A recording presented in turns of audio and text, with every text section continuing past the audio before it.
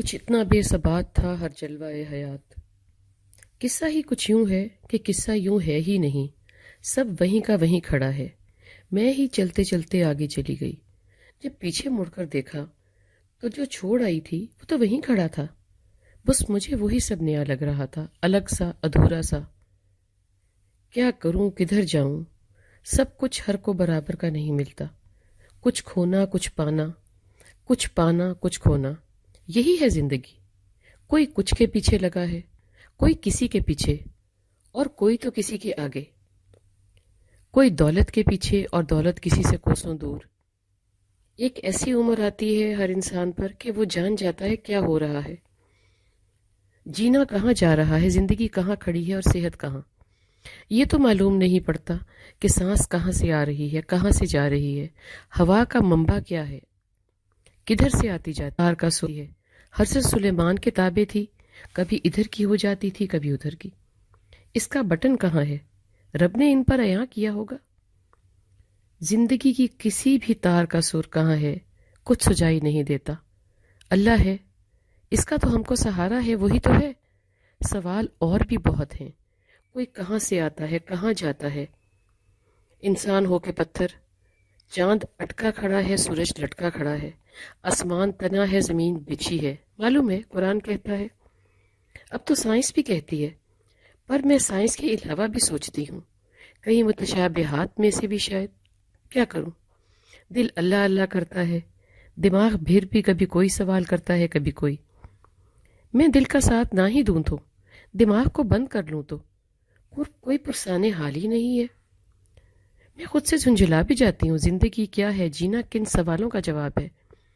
ایک آزمائش ہے، ایک کہتا ہے سزا، ایک کہتا ہے عیاشی، ایک کہتا ہے عبادت۔ ایسے ہی میں کبھی کسی تجربے سے گزرتی ہوں، کبھی کسی سے۔ ناچ کر بھی دیکھ لیا، نچوا کر بھی، پی کے بھی، بہک کے بھی، بھوک سے سہک کے بھی، دل لگا کے بھی، خوابوں کی نگری بسا کے بھی، دل اٹھا کے بھی، جنگل میں کٹیا بنا لی، کہیں کوئی چین نام کی شے نہیں۔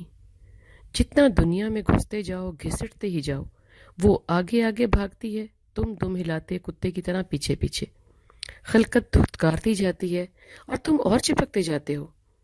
ایک دن صرف دنیا کے ہی ہو جاتے ہو، باقی سب دھندلا دکھتا ہے۔ کپڑے جھاڑ کے اٹھا لو تو جنگل کا رخ کرو، کچھ دن وہاں ڈیرا لگاؤ، درختوں سے باتیں کرو، پتوں کی سرسراہٹ سے دل لگاؤ۔ وہاں شیر چیتے نہ اپنائیں تو گھر یاد آنے لگے، اور یاد آنے لگے کہ تم جنگل کی مخلوق نہیں ہو۔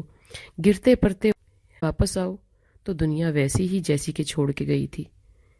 میں بھی کہاں ویسا رہا، وہیں واپس آ کے کھڑا ہوں جہاں رہنا میرے اندر لکھ کر ڈال دیا گیا۔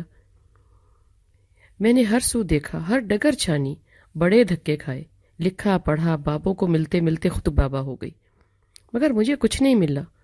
ملنا ہی کیوں تھا؟ لوگوں کے پاس جو میرے لیے ہے، اگر کہ ہے، تو وہ اس کے بعد ہے کہ میں خود کے لیے خود کے ساتھ کتنا کام کروں، خود کو کسی مقام پر پہنچاؤں۔ اللہ اسی راستے پر انسان کی مدد کرتا ہے جس کی انسان نے کوشش کی ہو۔ میں اگر زندگی کو دنیا دیتی ہوں تو دنیا ملے گی، اگر آخرت رخی زندگی مانگتی ہوں تو دنیا تو ملے گی ہی، اس لیے کہ دنیا اللہ نے میرے لیے بنائی ہے۔ اس فکر پہ مجھے آخرت میں اللہ کی رضا بھی ملے گی۔ ہر جلوہ حیات اس لیے ہی بے ثبات ہے کہ میں ثبات کہاں سے چاہتی ہوں اور کیا چاہتی ہوں۔ ثبات کیا ہے؟ ثبات کے ہجے یا معنی نہیں بتانے پوچھنے۔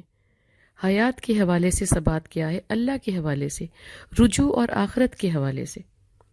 سفر ہے کہ دنیا کی کائنات کی ہر شے فانی ہے، سب بے ثبات ہے، مگر اس بے ثبات حیات کو میں کیسے نتیجہ خیر بنا سکتی ہوں یوم الدین کے لیے؟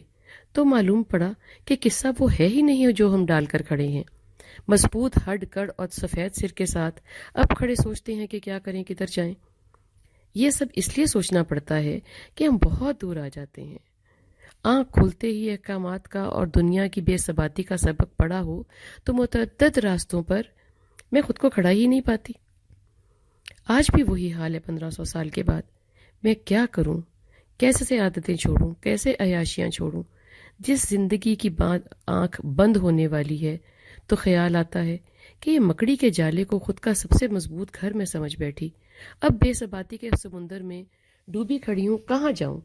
اب زندگی مستقبل کا صیغہ ہوئے جاتی ہے. اب کچھ تو عقل کروں خدا را.